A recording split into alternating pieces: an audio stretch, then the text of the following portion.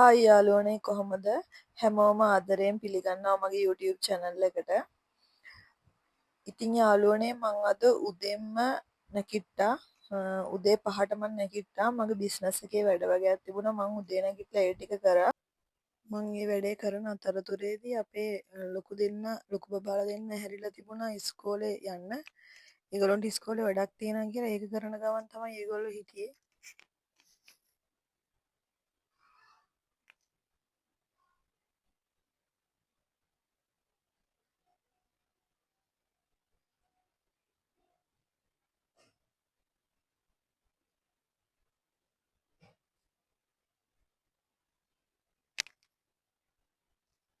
මට පොඩි පුරුද්දක් තියෙනවා උදේ නැගිට්ටාම හඳුන් කූරක් පත්තු කරනවා. මන් දන්නේ ඒක හොඳයිද නරකයිද එහෙම පව් සිද්ධ වෙනවද කියලා.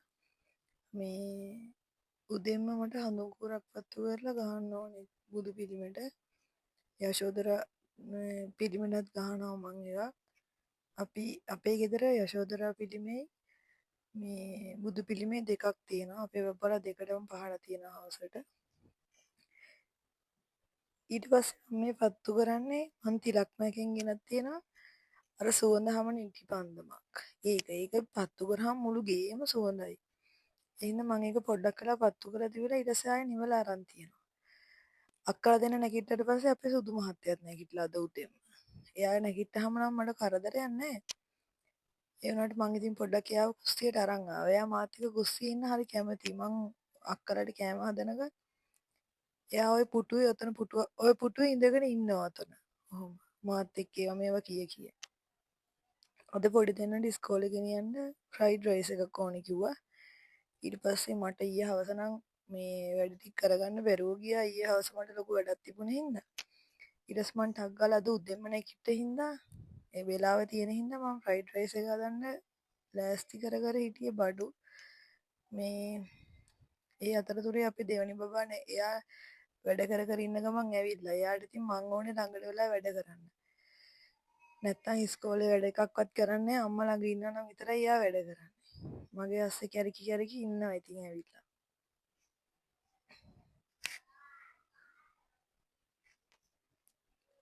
මම ඉතින් ෆ්‍රයිඩ් රයිස් එකට ඕන කරන බටර් ටක් ගාලා කපා ගත්තා. ටක් ගාලා ෆ්‍රයිඩ් රයිස් එක හදලා මේගොල්ලන්ට උදේට කවලා යවුවාම හොඳයිනේ. මේගොල්ලෝ උදේට කාලා යන්නේ කොහොමද? මේ මම ඉතින් ගෙනියන්නත් රයිස් එකක් හදලා දුන්නා.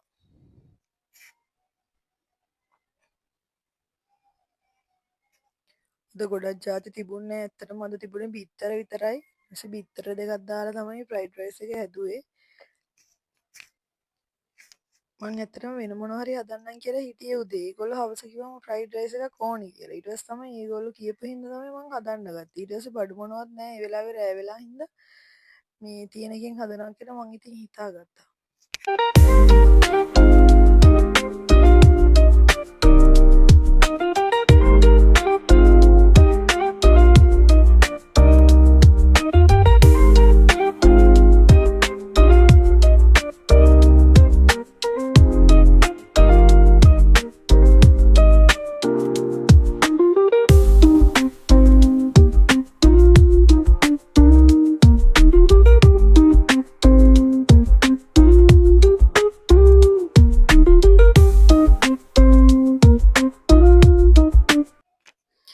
ඔය යාළුවනේ මගේ බටර් ඩිෂ් එක. මම ඔය JD වෙබ් ස්ටෝර් එකෙන් තමයි ගත්තේ බටර් ඩිෂ් එක. මම ඒකට හරි ආසයි යන්නේ.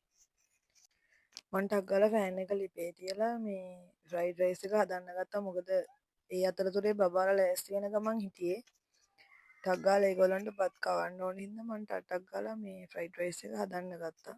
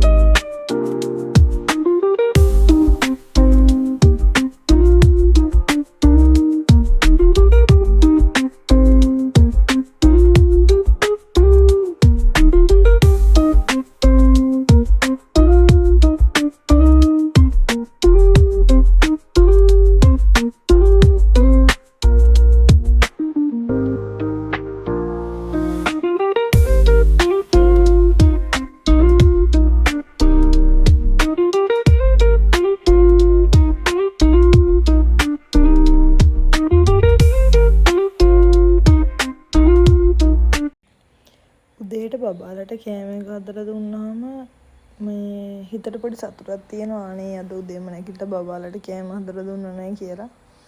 ඒතකොට නිකන් අර එනර්ජි එකක් එනවා උදේට මේ එහෙම කරාම ඊටු වැඩ ටික කරන්න එනර්ජි එකක් එනවා මට නම්. මම උයන්ඩු ගණනා නෙමෙයි ඔයගොල්ලන්ට. මං උදේට කරන දේවල් සමහර විට එක වරදින්නත් පුළුවන්. මේ මගේ ක්‍රමයේ ඉතින් මේ අද ගොඩක් ජාති නැති හින්දා තියෙන ඒවත් එක හදන්න ඕන හින්දා තමයි ওই විදිහට කරන්නේ.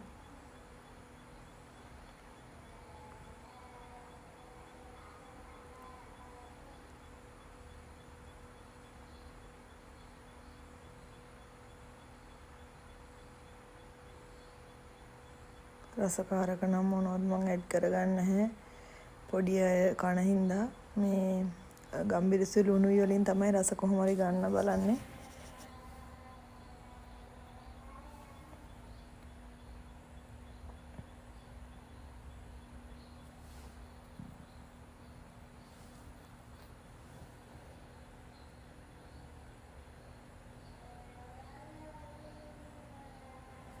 අපේ දෙවනි බබා ඉන්නවා. මං එනකල් තාම මේ දත් ටික මැදලා විතරයි. මේ වොෂ් දාලා නැහැ. මං එනකල් මං ගාවට වෙලා ඉන්නවා. දැන් මම ඉක්මනට මේක හදලා එයා වොෂ් දාගන්න යවන්න හදන්නේ.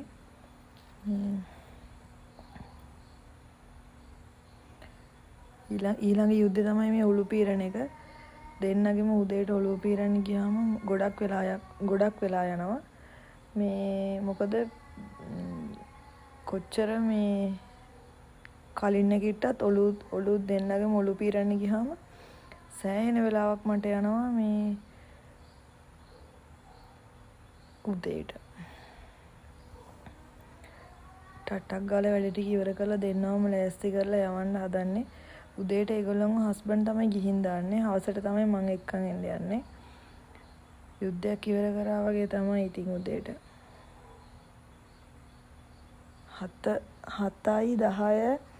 7යි කාලා අතර කොහොම හරි ගෙදරින් පිටත් කරනවා මම ඒගොල්ලන්ව. රැක් එකේ රෙදි වගේක් තිබුණා. මම ඒකත් එළියෙන් තියලාම ආවා දවල්ට උයන්න.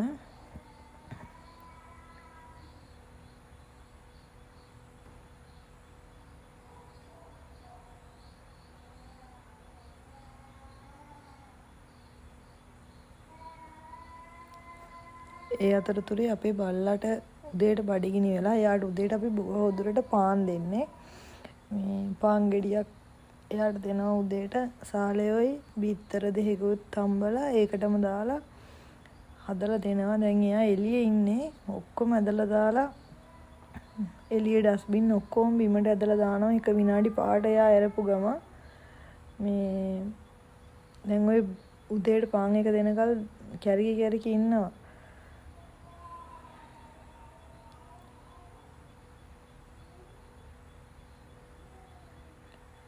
ගේ අතුරට ඇවිල්ලා මාව බලලා යනවා මේ කෑම එක හදලා හරිද කියලා. මට යාළුවනේ ලබු ගෙඩියක් හම්බුණා. මම ලබු උයලම නැහැ. මම මේ පළවෙනි පාර ඉව්වේ මේ අනුමා ආන්ටිගෙන් බලලා YouTube channel එක අනුමාස් කිචන් එකෙන් බලලා මම මේ හැදුවේ. හරිම රසයි අනේ ලබු ගෙඩිය. මම ඕගොල්ලන්ටත් වීඩියෝ එක දැම්මා මේ බලලා උයන්න ඕනොත් එහෙම කියලා. හරිම රසයි ඒ ලබු. මම ওই පළවෙනි පාර ලබු ඉව්වේ.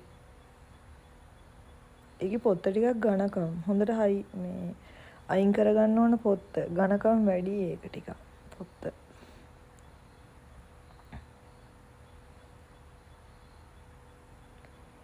සමහර ගෙඩි තියෙනවා ලපටි. ඒ වගේ බොහෝ දුරට ඇට අයින් කරන්න ඕනේ නැහැ. ඇට පිටින් කන්න පුළුවන්. ඒ වුණාට මේ ගෙඩිය නම් පොඩ්ඩක් මෝරලා ඔන්න ඔය විදිහට අතින් අයින් කරගත්තාම මේ අර මදේ හානි ගොඩක් මේ අයින් වෙන්නේ නැහැ. ওই විදිහට හැන්දෙන් අයින් කරගන්නත් පුළුවන්. එහෙම අයින් කරත් අර පොඩක් මදේ අයින් වෙනවා ගොඩක්. මේ අර එතකොට අපරාධය අර මේ හොඳ ටික අයින් වෙනවා. ওই විදිහටම හීනියට කපාගෙන මේ අපි පිපිඤ්ඤා වෙනවා වගේ තමයි. හැබැයි මේක නියඹලාව. මේ ලබු නියඹලාව තමයි හදන්නේ. ලුණු, සුදු ලුණු, අමු මිරිස් ඔක්කොම දාගන්න ඕනේ. කිරි එරවලුවක් උයනකොට ඉතින් උළුහාල්, රම්පේ, කරපිංචා මේ ඒ ටික ඔක්කොම දා ගන්න ඕනේ. එතකොට සුවඳට උයත හැකි. දියකිරි තුන්වෙනි කිරි දාලා ලිපේ තියන්න ඕනේ. මේ කහයි 3-5 පොඩ්ඩකුත් ඕනනම් දාගන්න මිරිසුත් දානවා සමහරව මම නම් පාට වෙනස් වෙයි කියලා හිතලා දැම්මේ නැහැ. මේ නියඹලාවට ඕන කරන දේවල් එතන පොළුයි මේ අබයට මන් දාලා දෙන සුදු ලුණුයි.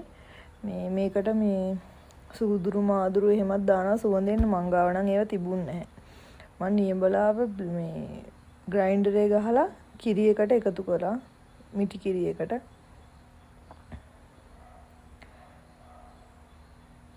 දැන් මේක හොඳට තැම්බිලා තියෙන්නේ. මේ අර විනිවිද පේන පාටක් එනවා ඒක තැම්බුනහම. ඒකලා අර නියඹලාවට පොල් ටික එකතු කරගත්තාම හරිම සුවඳයි. එතකොට ගේම සුවඳයි.